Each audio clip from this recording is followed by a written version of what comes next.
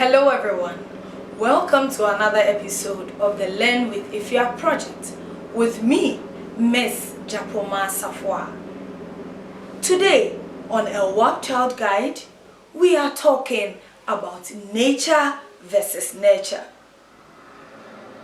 This debate has gone on several occasions about how nature and the way a parent nurtures their child affects the life of a child. Well, if I am not too brave to say, I'll say nature has 50% and nurture also has 50% at the beginning of the nurturing process. But it is up to us as parents to make sure that this balance is kept whilst our child grows. Because nature allows the true potentials of the child to be exhibited, and nurture guides how these potentials are used in their course of life.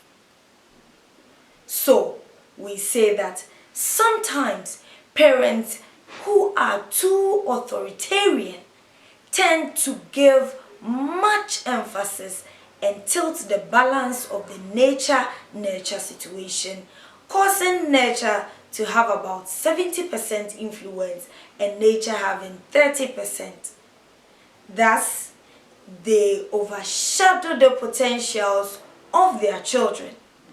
But, as human as we are, there's a bad in the goodness and sometimes there's a good in the badness.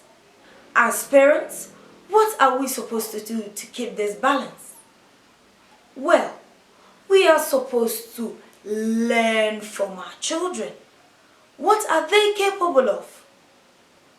What do they exhibit when we are not looking? These are the necessary things we can build on to improve the lives of our children. This balance is necessary to help the holistic growth and development of our children. If this balance is not kept, it could take some drastic or have some drastic effects on the development and growth of our children. Children who are too oppressed, with this balance tilting in favor of nurture, some of these children become too timid to express themselves. But when nature is unguided too, some of these children become too reluctant and too bossy for you to control. So, many children have run out of control because some parents in particular did not know how to maintain the balance of nature and nurture situation in the development of their children. So as parents, it is our core duty to keep the nature-nurture balance in our parenting of our children. Allow your child to speak their mind based on your experience and social norm to guide and shape their mindset.